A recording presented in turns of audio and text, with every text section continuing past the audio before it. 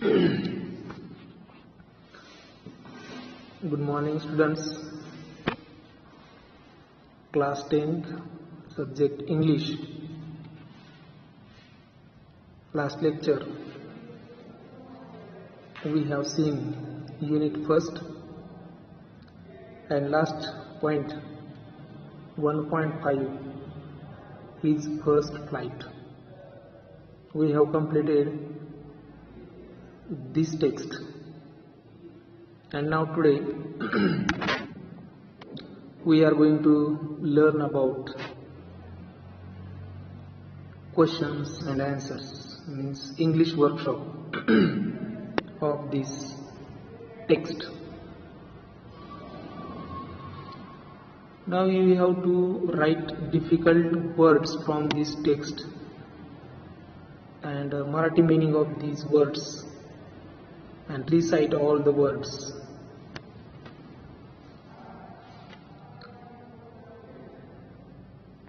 Now there are some questions in the text. There are 5 questions, and in English workshop there are other questions. First we are going to learn about text some questions. On page number 31 there is one question. Why did the young seagull feel what? But there is another one question is about what did the young seagull feel? What did the young seagull feel? This is the first question.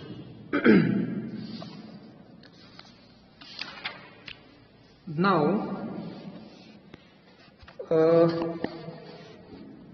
what did the young seagull feel? त्या छोट्या सीगलला काय वाटत होते? म्हणजे जेव्हा तो आकाशामध्ये उंच उडण्याचा प्रयत्न करत होता तेव्हा त्या पक्षाला काय वाटत होते, असा त्या प्रश्नाचा अर्थ आहे. तर त्याचं उत्तर आहे, The young seagull was afraid of flying. He took a little run forward to the brink of the ledge and tried to flap his wings, but when he saw the great expanse of the sea stretched down beneath and its long way down, he felt that his small wings would never help him to fly. It appeared to him that the plunge, like his brothers and sisters,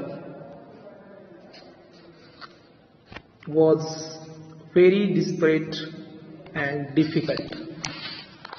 This is the answer of this question. What did the young seagull feel? This is the question. What did the young seagull feel? Now next question is, why did the young seagull feel what? Why did the young seagull feel what? तर त्या छोट्या सीगलला उष्णतेची झळ का जाणवली, असा तो प्रश्न आहे. What did the young seagull feel what? त्या सीगल पक्षाला उष्णतेची झळ का जाणवली? दुपारच्या वेळेस खूप उष्ण ऊन पडलेलं होतं, त्याला ते का जाणवलं? The sun was now ascending the sky, blazing on the young seagull's ledge that faced the south. But more than the heat of the sun, he felt the heat of his hunger, because he had not eaten anything since the previous nightfall. कालच्या रात्रीपासून त्याने काहीही खाल्लेलं नसल्यामुळे आणि तो भुकेने व्याकुळ झालेला असल्यामुळे त्या उष्णताचा परिणाम त्याच्या शरीरावरती जाणवू लागला. असं त्या प्रश्नाचं उत्तर आपल्याला लिहिता येईल.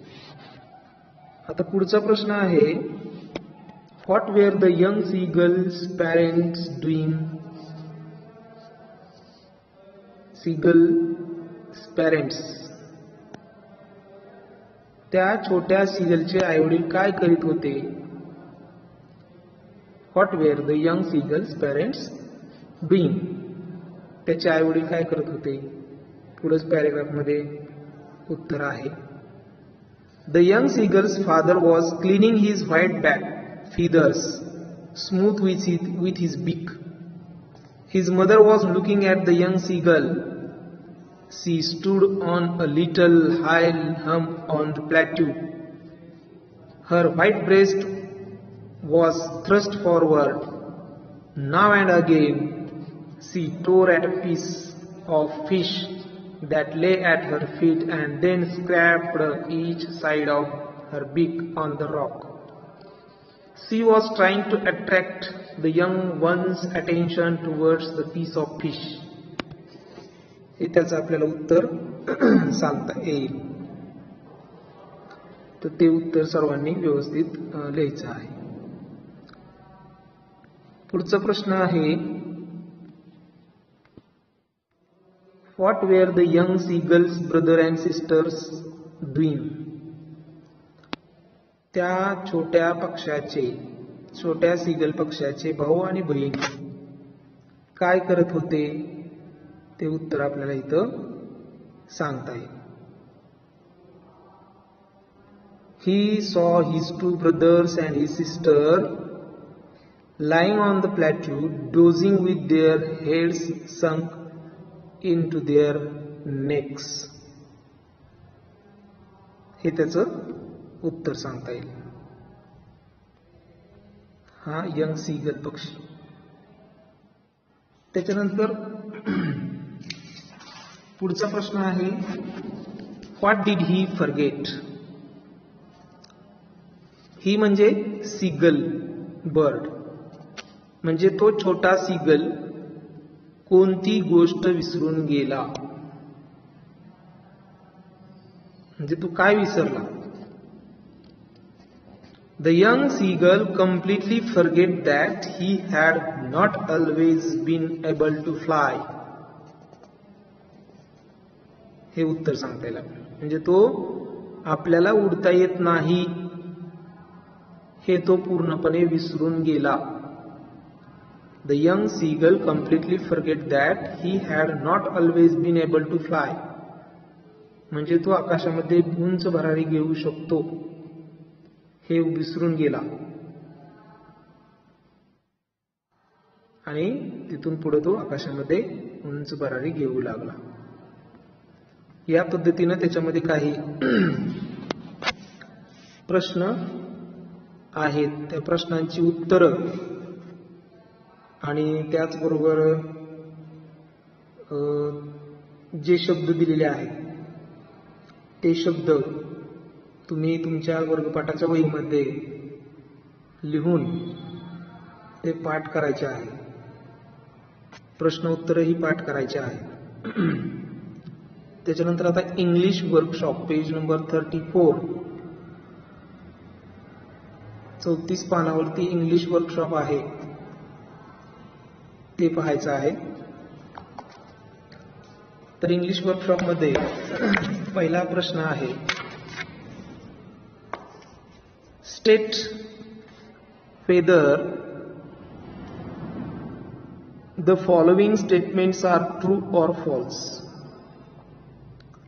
खालील विधाने चूक की बरोबर ते दाखवा. ट्रू म्हणजे बरोबर आहेत आणि फॉल्स म्हणजे चूक. ट्रूची स्पेलिंग सर्वांनी पाठ करायची आहे. TRUE, true. ट्रू म्हणजे सत्य किंवा बरोबर. आणि फॉल्स FALSE, फॉल्स म्हणजे चूक.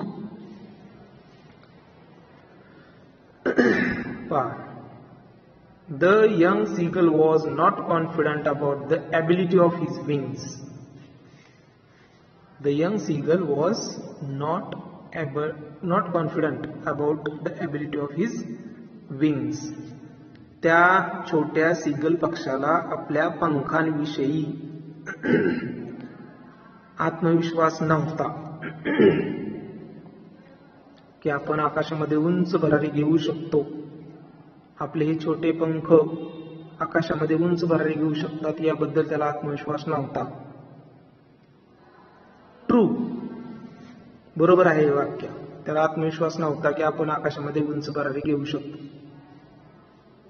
बी, the young seagulls parents guided and improved his siblings in the art of flying. The young seagull's parents guided and improved his siblings in the art of flying. Siblings म्हणजे भावंडे. Guided म्हणजे मार्गदर्शन करणे, improved म्हणजे त्यांच्यामध्ये सुधारणा करणे. तर त्या छोट्या सीगल पक्षाचे आईवडील त्याच्या भावंडांना आकाशामध्ये उंच घेण्याची, भरारी उंच घेण्याची कला त्या ठिकाणी शिकवत होते आणि मार्गदर्शन करत होते. बरोबर आहे. तर हे विधान ट्रू आहे, सत्य आहे. म्हणजे याचं उत्तर ट्रू आहे. C, when the young seagull pretended to be falling asleep, his parents noticed him. Pretend म्हणजे डोंग करणे, सोंग करणे. falling asleep झोपी जाण्याचे. नोटीस लक्ष देणे. when the young seagull pretended to be falling asleep, his parents noticed him. जेव्हा त्या छोट्या सीगलने झोपण्याचे सोंग केले तेव्हा त्याच्या आईवडिलांनी त्याच्याकडे लक्ष दिले किंवा पाहिले. बरोबर आहे का? म्हणजे ज्यावेळेस त्याने एक पाय वरती करून एका पायावरती उभा राहिला होता आणि एक एक करत दोन्ही डोळे त्याने बंद केले होते, त्यावेळेस त्याच्या आईवडिलांनी त्याच्याकडे लक्ष दिलं का? कारण तो झोपण्याचं सोंग करत होता. तर त्यावेळेस त्याच्या आईवडिलांनी त्याच्याकडे अजिबात लक्ष दिलं नाही. परंतु इथे या वाक्यामध्ये काय म्हणलंय? हिज पॅरेंट्स नोटिस्ड हिम. त्याच्या आईवडिलांनी त्याच्याकडे लक्ष दिले. म्हणजे हे वाक्य चूक आहे, फॉल्स. FALSE, फॉल्स आहे. जर तिथं his parents did not notice him असं जर आलं असतं तर मात्र हे वाक्य ट्रू झालं असतं. Flying across the young seagull, the mother dropped a piece of fish into his beak. पहा, फ्लाइंग अक्रॉस आजूबाजूने उडणे. द यंग सीगल छोटा सीगल पक्षी. द मदर ड्रॉप्ड, ड्रॉप म्हणजे टाकणे, टाकला. Dropped a piece of fish मास्याचा तुकडा. इन टू हिज बीक, बीक म्हणजे चोच. तर ज्यावेळेस ती त्या पक्ष्याची आई त्याच्याजवळ घेरट्या घालत होती त्यावेळेस तिनं त्याच्या चोचेमध्ये एक मास्याचा तुकडा टाकला. बरोबर आहे का? तर नाही, तिनं तसं केलं नाही.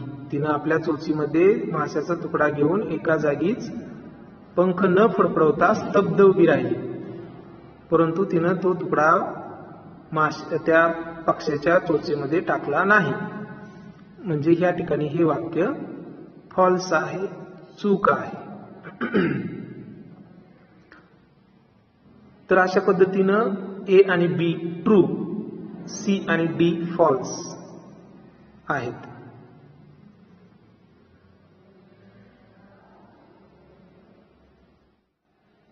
दुसरा प्रश्न, complete the following sentences.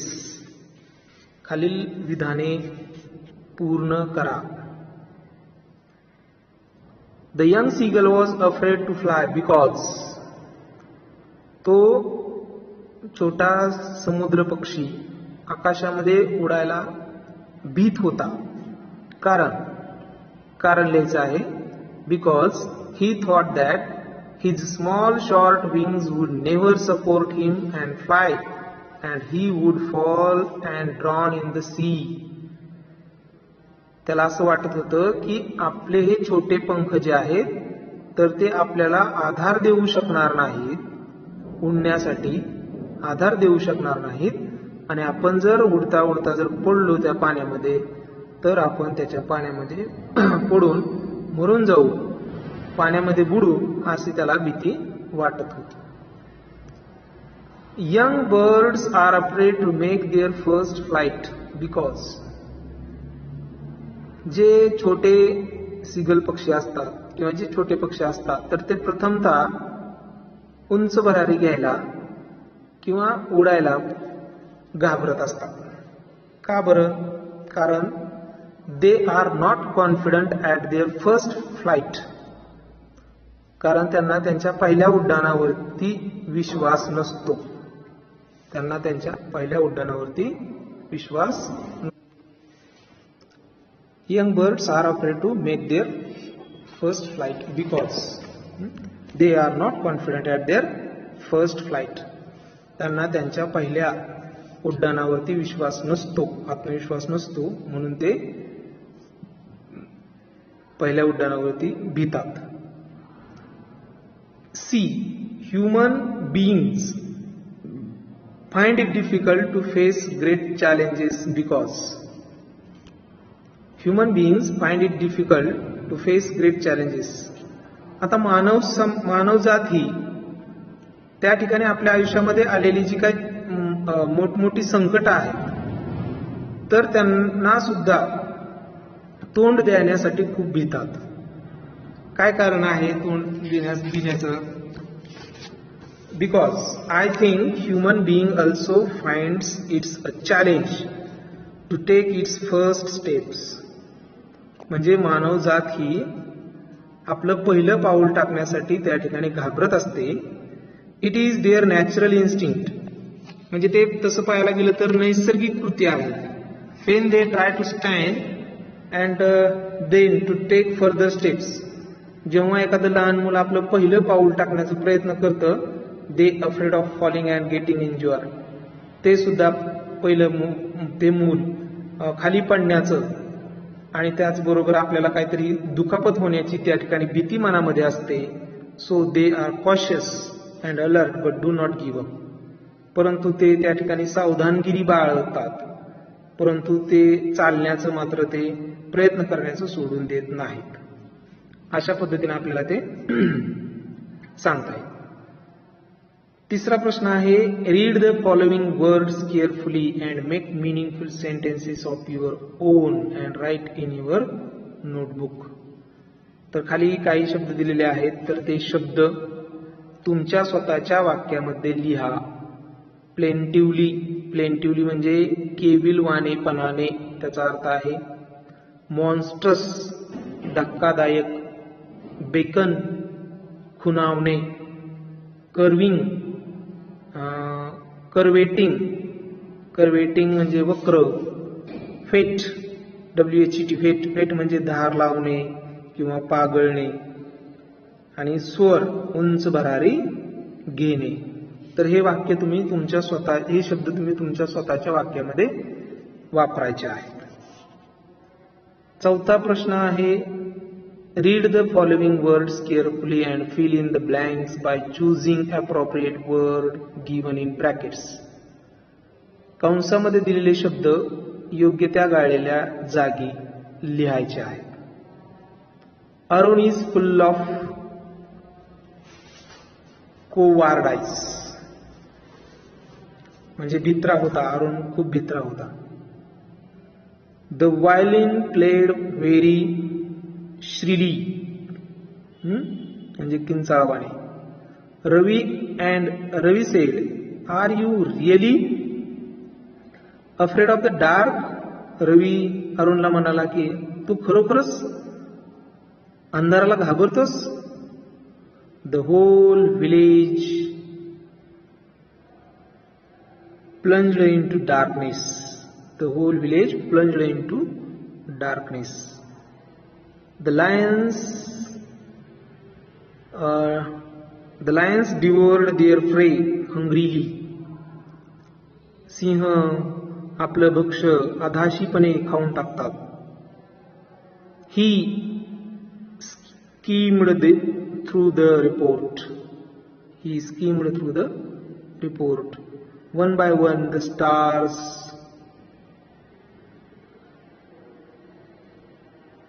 appeared in the sky. एका पाठोपाठ एक आकाशामध्ये चांदण्या दिसायला सुरुवात होते. क्वेश्चन नंबर 5 आहे, read about the space mission of Sunita Williams.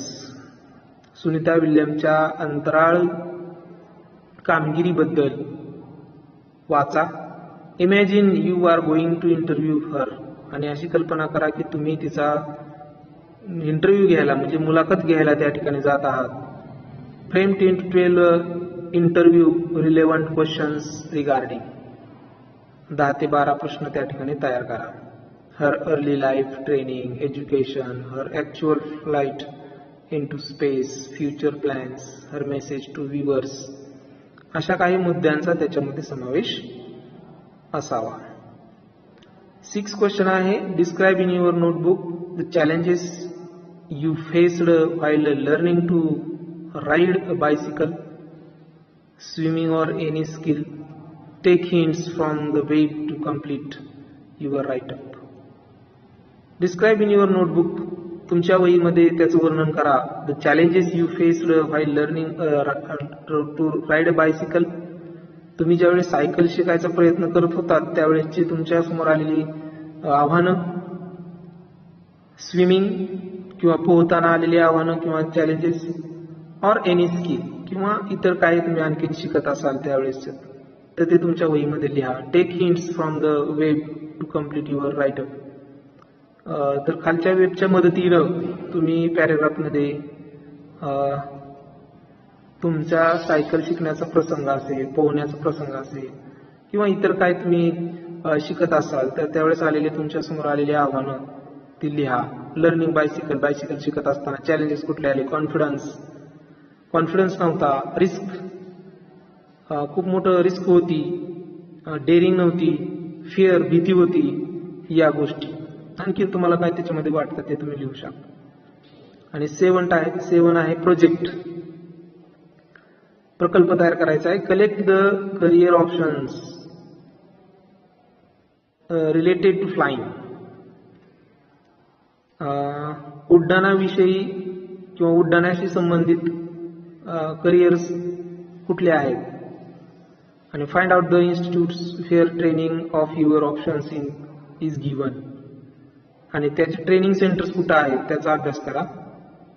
Find out the detailed information about the fees, duration of training and future prospects of it. आणि त्याची फी किती आहे, कालावधी किती आहे आणि भविष्यामध्ये त्याचा आपल्याला काय फायदा होऊ शकतो याबद्दल माहिती गोळा करा. Collect or draw different pictures of birds from your surroundings and write about them.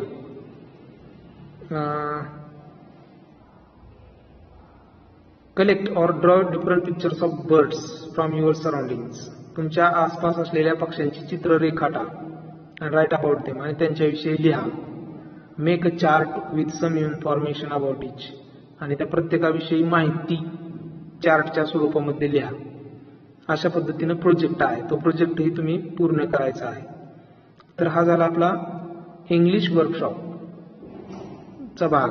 तर आता लँग्वेज स्टडी जो आहे तो लँग्वेज स्टडी आपण स्वतंत्र तासाला त्याचा अभ्यास करणार आहोत. तर सर्वांनी ह्या इंग्लिश वर्कशॉप आपल्या वहीमध्ये पूर्ण करायचा आहे. सर्व काही इंग्रजी अवघड शब्द, प्रश्न उत्तरे, हा प्रोजेक्ट असेल किंवा हा 6वा प्रश्न, 5वा प्रश्न जो आहे तर ते सर्व प्रश्न सर्वांनी व्यवस्थित वहीमध्ये लिहून काढायचे आहेत आणि सर्वाचा अभ्यास व्यवस्थित करायचा आहे. तर या ठिकाणी आपण हा भाग संपवतो आहे आणि पुढच्या भागाला आपण लँग्वेज स्टडीचा जो अभ्यास आहे तर तो लँग्वेज स्टडीचा अभ्यास अभ्यासणार आहोत. ठीक आहे.